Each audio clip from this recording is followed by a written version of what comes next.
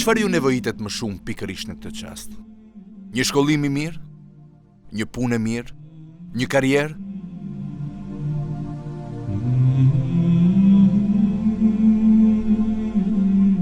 Çdo njeri ka qëllime që janë të rëndësishme për të. Disa janë afatshkurtra, të tjerat afatgjata. Por asnjëra prej këtyre nevojave nuk është më e rëndësishme se sa një e mirë që e zotroni pikërisht në këtë çast. Frymëmarrja.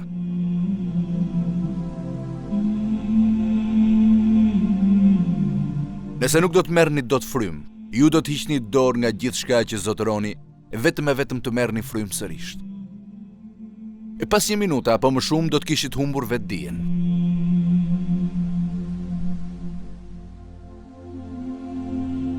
Pas 1 apo 3 minutash të tjera, do të pasonte vdekja e trurit, edhe jetës suaj do t'i vinte shpejt fundi.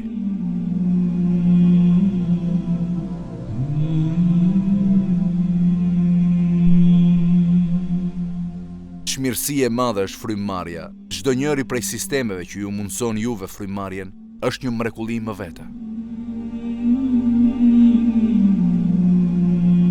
Do të njiheni me shembuj të artit krijimit hyjnor në trupin tuaj.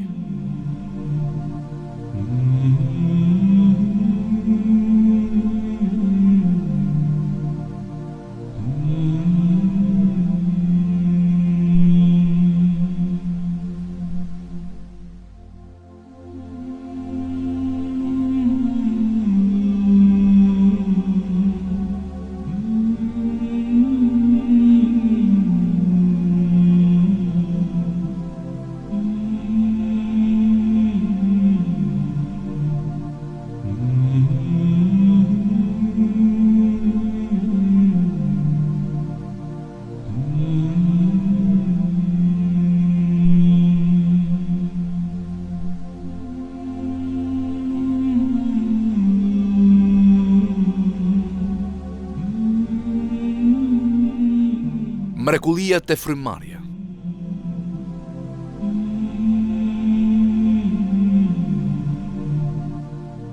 Frymëmarrja. Ky proces që duket aq i thjeshtë, edhe për cilin shumë pak njerëz mendojnë, është në të vërtetë hallka e parë në një mrekulli. Çdo qelizë e trupit ka nevojë për oksigjenin që merret me anë të frymëmarrjes.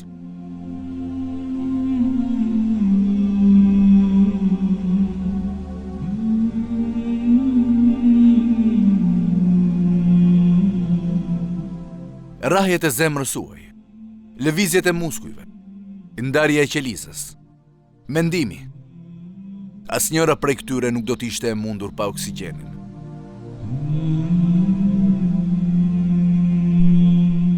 Një frymëmarrje është e mjaftueshme për të futur në trup oksigjen. Një frymëmarrje e thellë është edhe më e efektshme.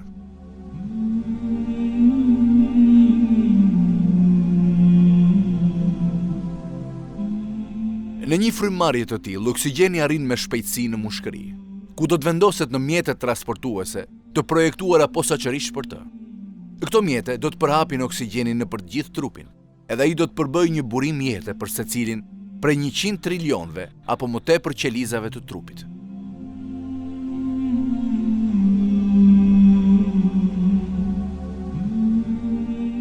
Le ta shohim tani me kujdes këtë mekanizëm të përkryer që vihet në veprim që me lindjen tonë edhe nuk ndalon kurrë deri në fund të jetës.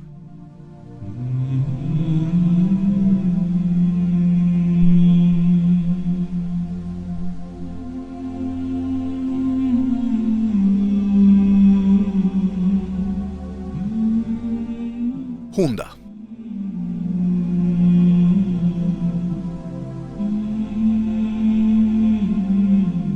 Analizën tonë mbi sistemin e frymëmarrjes duhet ta fillojmë me hundën, që është porta e këtij sistemi.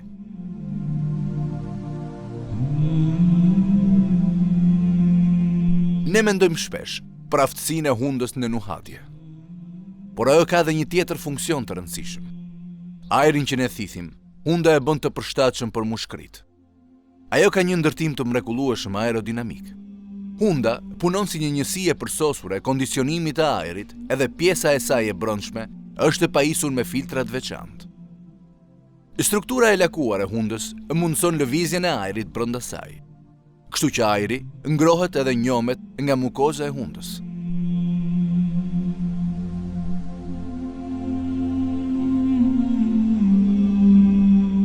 Qimet brenda hundës veprojnë si filter ajri.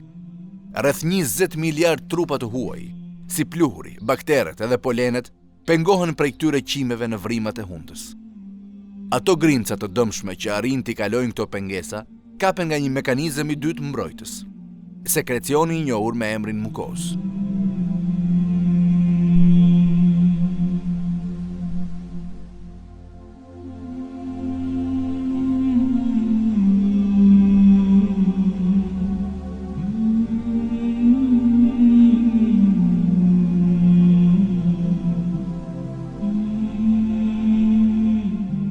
Mukoza dhe qimet.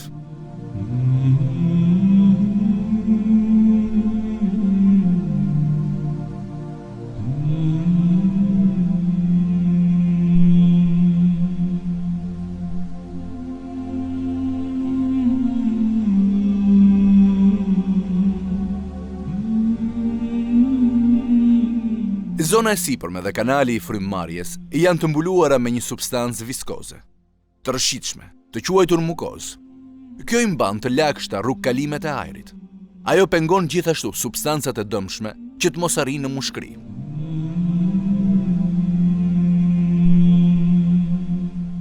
Mukozës i vinë në ndihmë edhe qimet.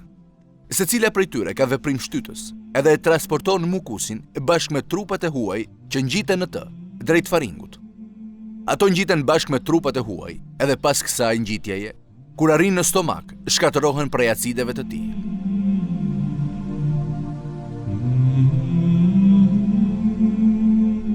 Përveç kësaj, këto trupa mund të nxirren jashtë edhe me anë të kollitjes.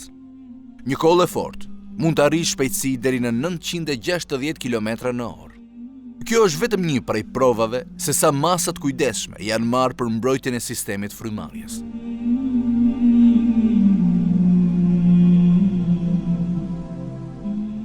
Këtu ka edhe diçka tjetër që duhet merret parasysh. Qimet në kanalin e hundës e mbartin mukusin lart. Nga ana tjetër, qimet në pjesën e sipërme të aparatit frymëmarrjes lëvizin në drejtim nga poshtë. Në të dyja zonat, çdo trup i huaj çohet përpara drejt faringut. Me miliarda qime që ndodhen në dy zona të ndryshme, e din me saktësi se ku ndodhet faringu. Një vëzhgim i hollësishëm na zbulon një nga mrekullitë më të rëndësishme. Këto qime janë struktura pa sy, pa veshë dhe pa tru. Si është e mundur që këto struktura të verbra e të shurdhra ta dinë vendin e faringut? Këto miliarda qime lëvizin të gjitha bashkë në të njëjtin drejtim.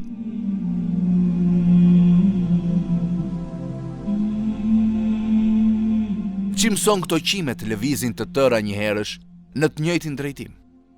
Le të marrim në shqyrtim vetëm një prej këtyre qimeve. Ajo është një gjallësë. Qysh kur ka ardhur në botë edhe gjatë gjithë jetës saj, ajo ka vetëm një detyrë. Këtë detyrë e kryen vazhdimisht. Ajo bart shtresën e mukusit drejt faringut.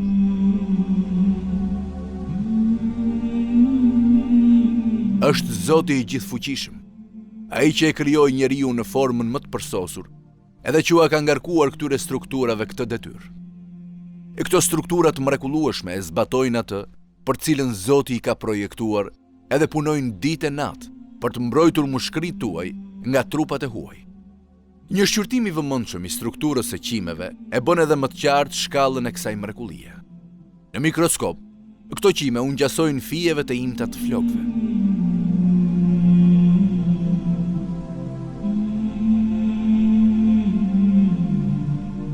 Por kanë një ndërtim edhe një projektim të mahnitshëm. Ato janë teje të ndërlikuara dhe mbrojtësit e teorisë e evolucionit nuk kanë asnjë shpresë të japin shpjegime. Në zinxhir të ndryshëm proteinash janë bashkuar në atë mënyrë që të forcojnë një cilindër. Dy zinxhirët e proteinave në mes janë gjeneruesi kryesor i lëvizjes për sistemin. Proteinat dinein edhe neksin, të vendosura përgjatë zinxhirit të proteinave, përbëjnë motorët e nevojshëm për lëvizjen. Në sajt të këtij sistemi të ndërlikuar, që shkencëtarët nuk e kanë zbuluar ende plotësisht, qimet lëvizin me shpejtësi të lartë prej 20 rrahjesh në sekond. Ky ndërtim i qimeve nuk mund të shpjegohet sipas teorisë së evolucionit, për shkak se ky sistem punon vetëm në qoftë se janë të pranishëm plotësisht të gjithë përbërësit e tij. Është e pamundur për të që të jetë zhvilluar në disa etapa, me një fjalë që të ketë evoluar. E ka dhe një tjetër pikë që nuk duhet harruar. Qimet nuk shërbejnë për asnjë qëllim më vete. Ato duhet punojnë bashkë me shtresën e mukozës në mënyrë që të mbrojnë jetën e njeriut edhe të parandalojnë depërtimin e trupave të huaj. Gjithashtu dhe mukoza po të vëzhgohet me hollësi për bën një ndërtim të mahnitshëm.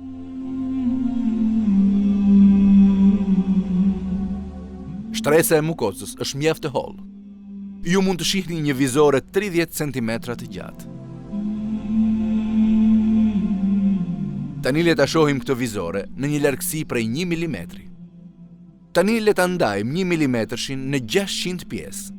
1/600 e milimetrit është një numër aq i vogël sa nuk mund përfytyrohet. Aq është trashësia e shtresës së mukozës që mbron shëndetin tuaj. 1/600 e milimetrit.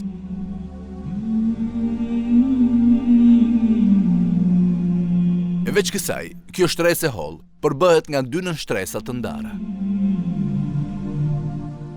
Nënshtresa e poshtme është më e lëmuar. Kjo u mundson qimeve ta çojnë mukusin në një drejtim të caktuar. Shtresa e sipërme, që është shtresa e sigurisë, është viskoze dhe mundson kapjen e trupave të dëmshëm.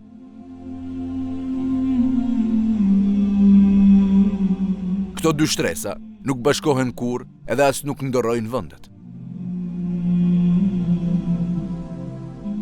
Që të kuptohet më mirë për sosmëria e ndërtimit në sistem, le ta zëm për një çast se shtresat kanë ndëruar vend. Nëse shtresa viskoze do të ishte në fund, atëherë qimet do të ishin të paafta të lëviznin edhe do të ngjiteshin aty ku ishin. Nëse shtresa rrëshqitëse do të ishte sipër, atëherë pluhuri dhe bakteret do të arrinin lehtësisht në mushkëri pa u kapur nga mukoza. Në secilën nga këto raste, sistemi nuk do të shërbente për asgjë, edhe qenjet njerëzore do të prekeshin nga sëmundjet që do të mund të shkaktonin edhe vdekjen. Ky sistem ka filluar të punojë përsosmërisht që kur njeriu ka ardhur në jetë. Darwinistët pohojnë se ky sistem erdhi në ekzistencë rastësisht, hap pas hapi, por kjo është e pamundur. Siç e kemi parë, parregullësia ose mungesa më e vogël në sistem do ta nxjerrte atë jashtë funksionit. Kjo është një provë e rëndësishme për zhvlerësimin e darwinizmit.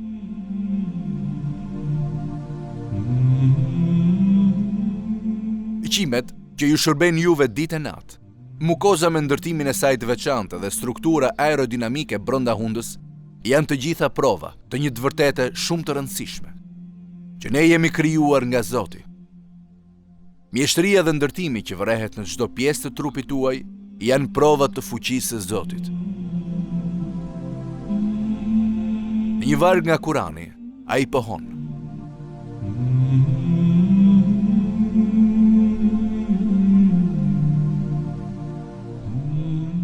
Ne ju krijuam juve. E përse nuk besoni?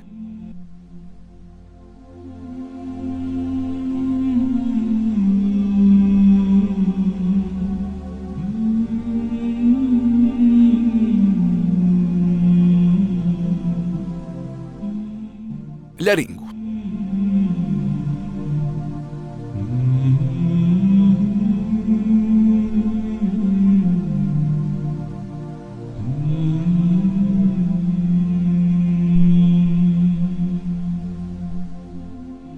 Pjesa më e gjatë e udhëtimit drejt mushkërive është ajo në laring. Struktura e laringut është një shembull tjetër i ndërtimit të përsosur të trupit njeriut.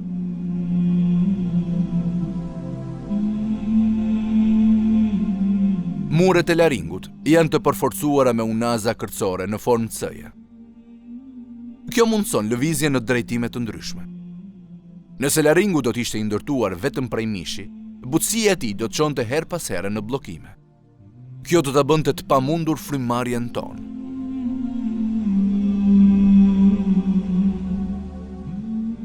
Po t'ishte diçka e fortë si kocka, atëherë lëvizjet tona do t'ishin shumë të kufizuara. Por struktura kockore që përbën laringun përshtatet në mënyrë të përsosur me të gjitha llojet e lëvizjes, edhe mbetet gjithmonë hapur fal lakueshmërisë së saj.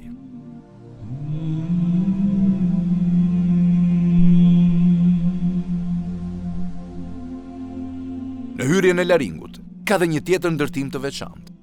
Ky ndërtim ruan jetën tonë çdo çast gjatë ngrënies. Si ndodh kjo?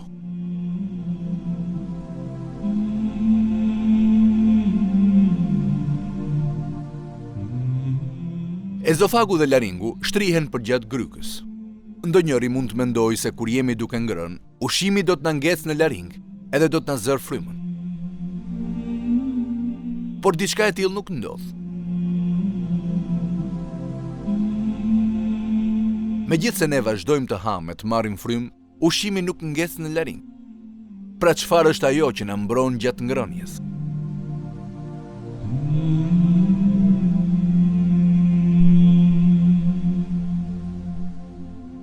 Pikërisht, në hyrjet laringut ekziston një lëputë e vogël kërcore, edhe elastike e quajtur epiglot. Epiglota mbyll automatikisht hyrjen në laring gjatë përtypjes ushqimit. Gjatë mijëra herëve që jemi ushqyer, që kur kemi qenë foshnje e deri në këtë çast, jemi gëlltitur me 10 mijëra herë. Edhe në çdo kohë, epiglota ka mbyllur hyrjen e laringut me shumë saktësi edhe në çastin e duhur.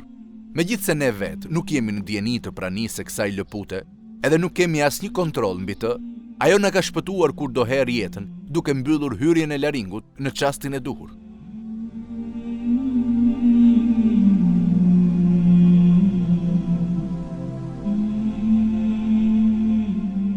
Si gjithmonë, teoria e evolucionit mbetet krejt e pambrojtur përballë këtij sistemi.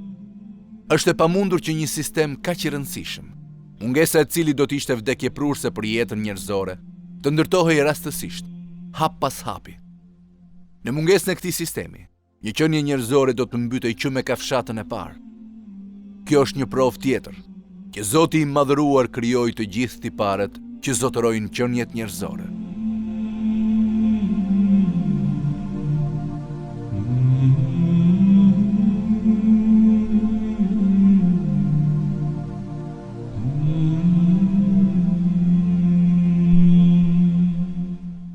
Mushkërit.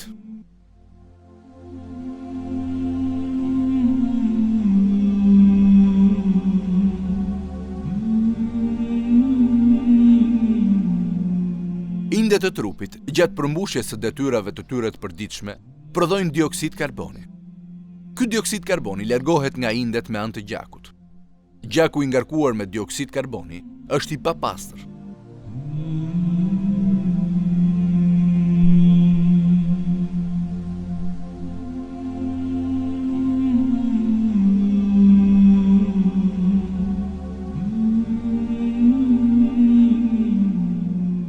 Në mënyrë që gjaku të pastrohet, ai duhet të hyjë në kontakt me ajrin. Oksigjeni në ajër edhe dioksidi i karbonit bëjnë shkëmbimin e tyre në gjak. Në trupin e njeriut ndodhen rreth 5 litra gjak. Në mënyrë që të bëhet ajrosja, këto 5 litra gjaku duhet përhapen në një hapësirë prej rreth 100 metra katror. Kjo është e barazvlefshme me hapësirën e një fushe tenisi.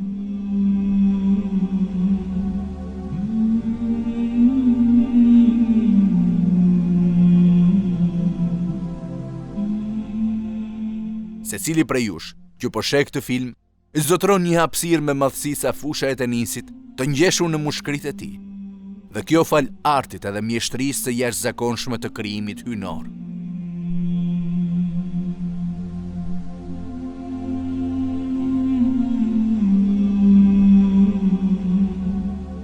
Mushkëritë përbëhen nga bronket e ndarë në qindra tuba të ndryshëm.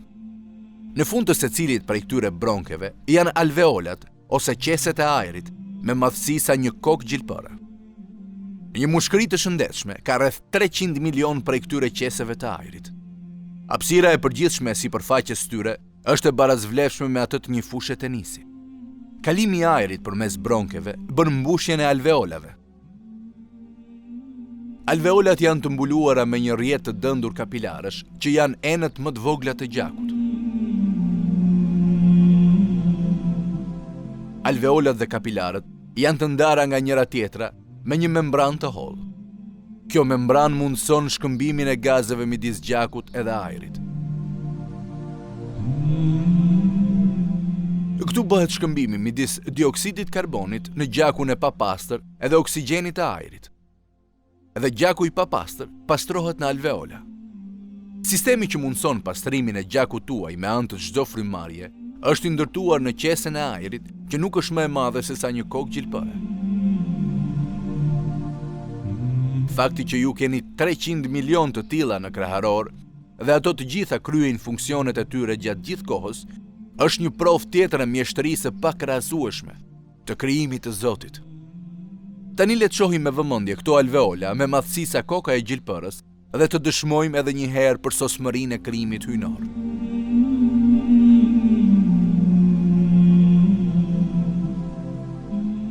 Alveolat fryhen në çdo frymarrje edhe kthehen në formën e tyre origjinale sapo lëshohet fryma përsëri.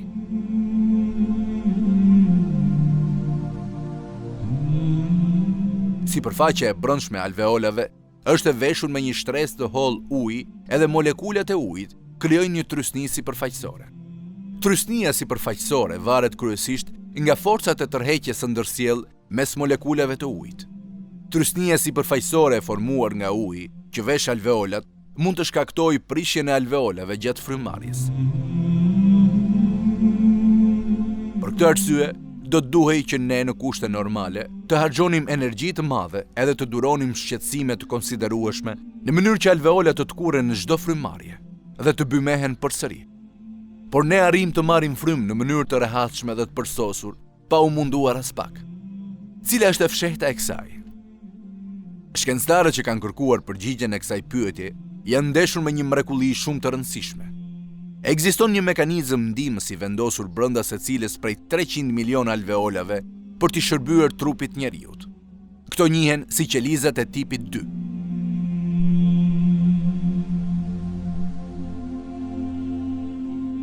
Qelizat e tipit 2 prodhojnë një substancë shumë të veçantë të quajtur agent aktiv veprues që është i përhapur në gjithë sipërfaqen e brendshme të alveolave. Agenti veprues është një molekulë e ndërtuar posaçërisht për të zbutur trysninë sipërfaqësore të ujit.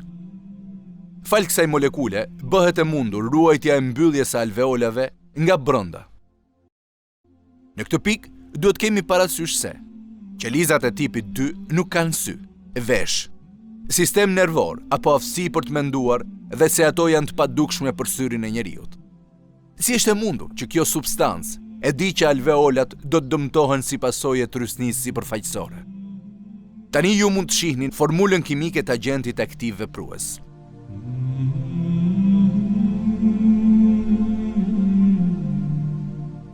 Kjo formulë është ndërtuar posaçërisht që të shmang trysninë sipërfaqësore të ujit. Kush ja mësoi qelizës së tipit 2, e cila nuk ka asnjë nga aftësitë e sipërpërmendura, formulën kimike për agentin aktiv veprues?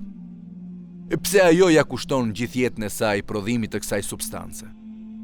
Kjo qelizë ekziston vetëm në alveola, pikërisht aty ku nevojitet agenti veprues edhe askund tjetër në trup.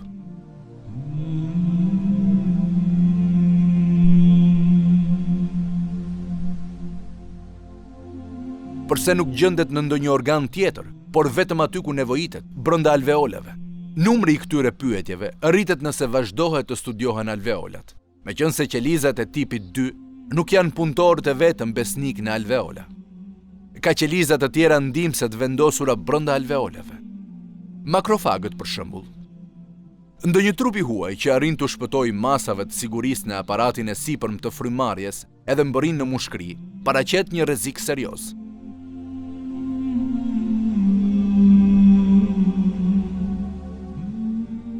Makrofagët i gëlltisin këta trupa të huaj që hyjnë në alveola edhe në këtë mënyrë mbrojnë shëndetin tuaj. Kush është pra ai që i ka ngarkuar makrofagët me detyrën për të ruajtur alveolat tuaja gjatë gjithë jetës edhe për të mbrojtur në këtë mënyrë shëndetin tuaj? Për këtë dhe për pyetje të tjera si kjo, ka vetëm një përgjigje. Është Zoti, ai që krijoi makrofagët, qelizat e tipit 2, alveolat që gjenden aty, ndërtimin e përsosur në këto alveola, bronket edhe mushkërit. Mjeshtëria e krijimit të Zotit është e përsosur edhe e pakrahasueshme.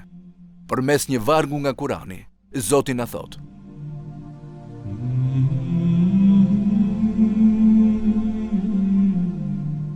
A nuk e sheh njeriu se ne e kemi krijuar atë nga një pikë uji, e ai megjithatë është një kundërshtar i hapur. E na shëmbëllen ne me të tjerë edhe haron krijimin e vetë dhe thot: Kush do t'u jap jetë këtyre eshtrave, kur të jenë kalbur e të jenë bërë pluhur? Thuaj, do t'u jap jetë ai që i krijoi ato për herë të parë, dhe ai është për çdo krijesë i gjithdituri.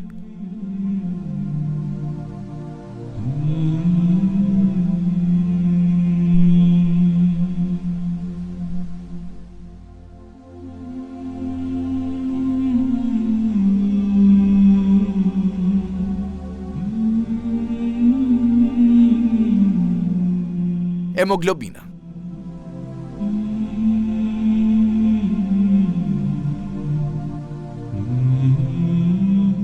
Ne pam se si nxirret jashtë dioksidi i karbonit në gjak, edhe si oksigjenohet gjaku në alveola në mushkëri.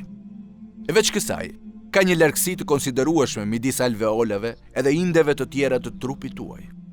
Për më tepër, transportimi i oksigjenit është një proces që kërkon ekuilibra teje delikat. Si transportohet oksigjeni në atë largësi? Përgjigja gjendet te një tjetër mrekulli e krijimit.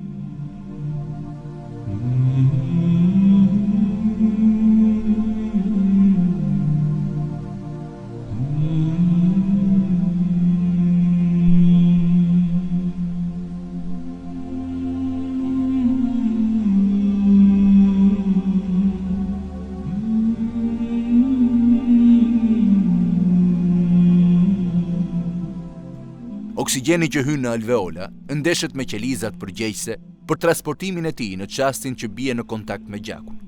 Këto qeliza përgjegjëse janë ruazat e kuqe të gjakut.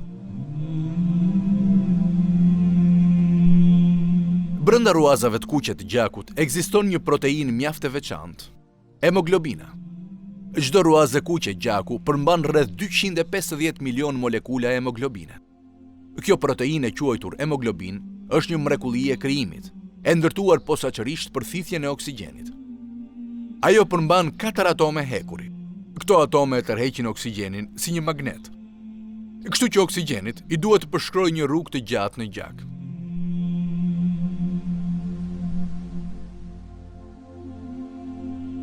Kur ai arrin në indet që kanë nevojë për oksigjen, fuqia e hemoglobinës për t'u lidhur me hekurin zvoglohet fal disa nën sistemeve të ndërtuara për këtë qëllim.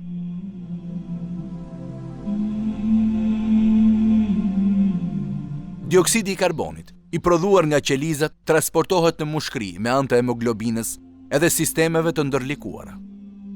E këtu dioksidi i karbonit, i mbartur në mushkëri, shkarkohet nga trupi.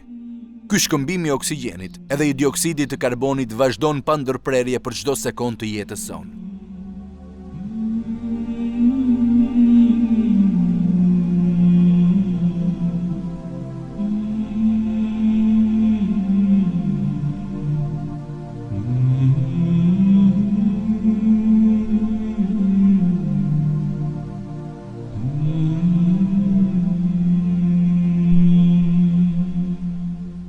Molekula e hemoglobinës është e përbërë nga 564 aminoacide.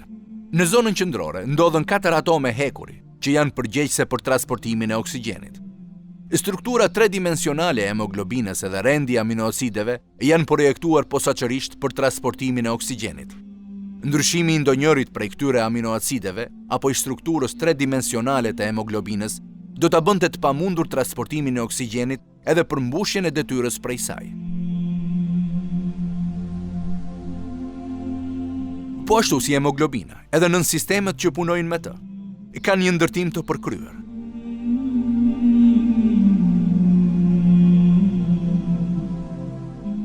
Për shembull, hemoglobina dhe oksigjeni krijojnë një lidhje të fuqishme dhe kur ato bashkohen në mushkëri. Por kjo lidhje dobësohet në indet që kanë nevojë për oksigjen, dhe oksigjeni çlirohet prej hemoglobinës.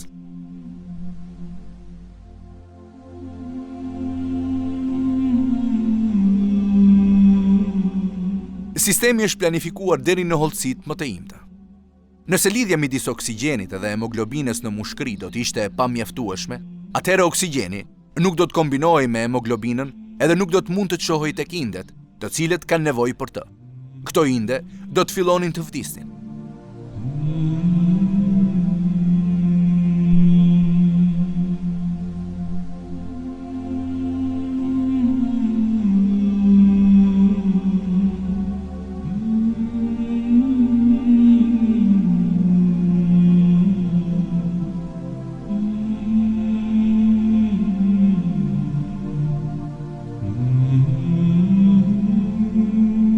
Por pasojë, ndryshimi më i vogël i hemoglobinës në këtë sistem do të shkaktonte vdekjen. Në fakt, cianidi, që njihet si një prej helmeve më të fuqishëm, shkatërohet gjatë përplasjes me molekulën e hemoglobinës, duke mundësuar kështu ndërprerjen e veprimit të tij helmues. Gjithë këto të vërteta na zbulojnë edhe një herë natyrën e pathemel të teorisë së evolucionit.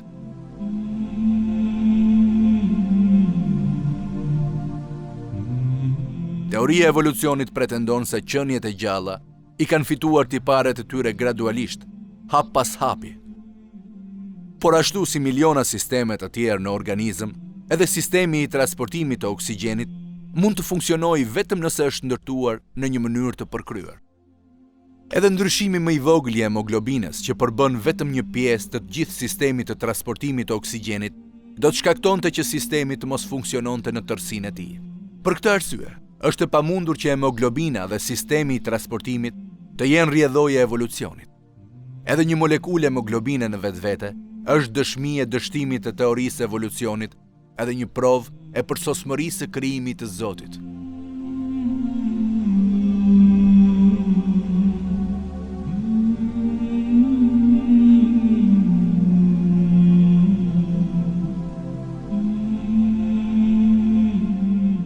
Edhe në krijimin tuaj, edhe në të gjithë gjallësat që ai ka shpërndar kudo, ka shenja për njerëzit që sinqerisht besojnë.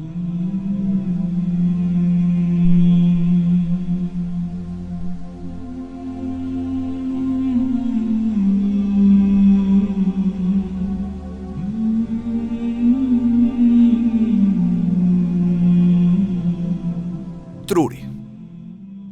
Në jetën e përditshme, njerëzit veprojnë shumë ndryshe nga njëri tjetri. Por çfarëdo që të bëjnë, të gjithëve u duhet të marrin frymë. Sidoqoftë, për ta bërë këtë, atyre nuk u duhet ndonjëherë përpjekja e mundimi vetëdijshëm.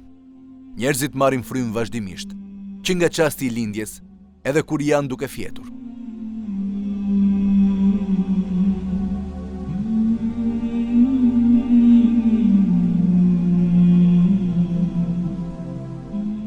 Truri është një qendër kontrolli për të gjithë sistemin e frymarrjes.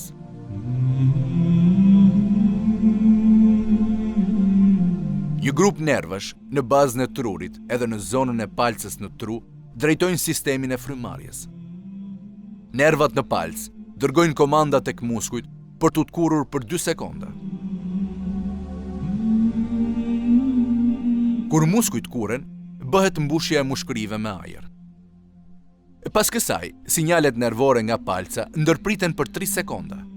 Muskujt lirohen. Atëherë ajri në mushkërit nxirret jashtë, ndërsa muskujt arrin në formën e tyre të mëparshme.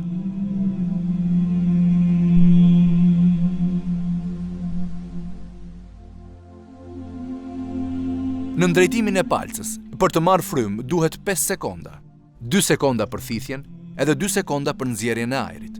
Në kushtet normale, një njeri i shëndetshëm merr frymë rreth 12 herë në minutë.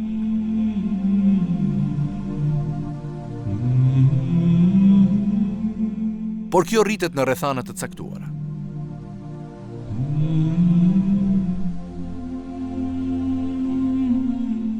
Kontrolli i frymarrjes është i pavarur nga dëshira e individit. Kur muskujt punojnë më tepër se zakonisht, ato konsumojnë më tepër oksigjen. Meqense niveli i oksigjenit në gjak bie, niveli i dioksidit karbonit rritet.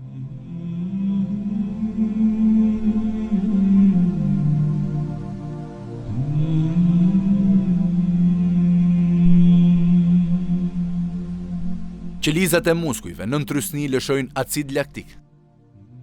Receptorët e oksigjenit, të dioksidit karbonit dhe të acidit laktik në pjesë të ndryshme të trupit informohen për këtë ndryshim edhe dërgojnë sinjale paralajmëruese në qendrën e frymëmarrjes në tru.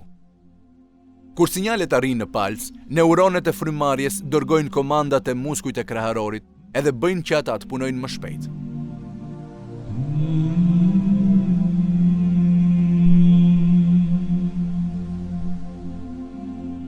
Po kështu në trupin ton merren edhe masa të tjera.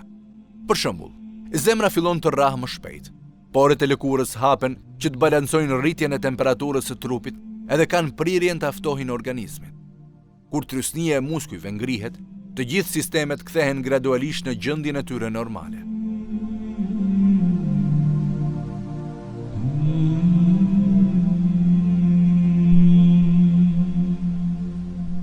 Sistemet përsosur edhe të ndërlikuar me njëri tjetrin punojnë dhe shërbejnë jashtë kontrollit të individit, jashtë vullnetit të vetdijes së tij. E pra, detyra e njeriut është të falenderojë Zotin që e ka krijuar atë me një përsosmëri të tillë edhe të kuptojë mjeshtërinë e jashtëzakonshme të këtij krijimi. Në një varg të Kuranit, Zoti shpall: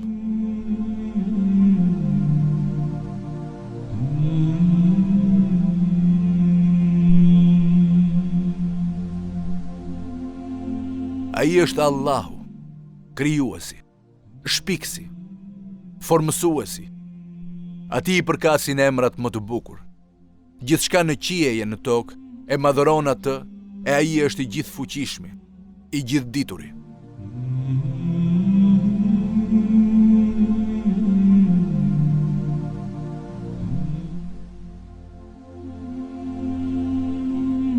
Shqyrtuam mrekullinë e sistemit të frymëmarrjes.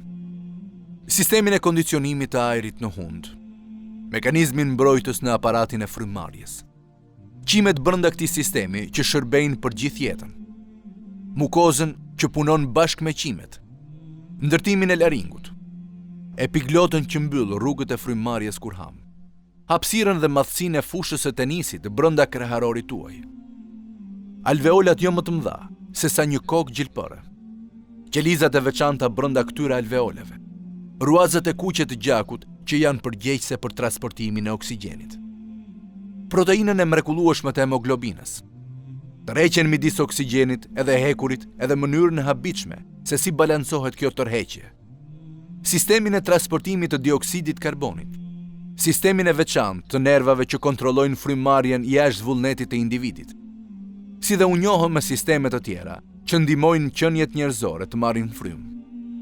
Ne pam se këto sisteme janë krijuar në formë të përsosur edhe të përkryer.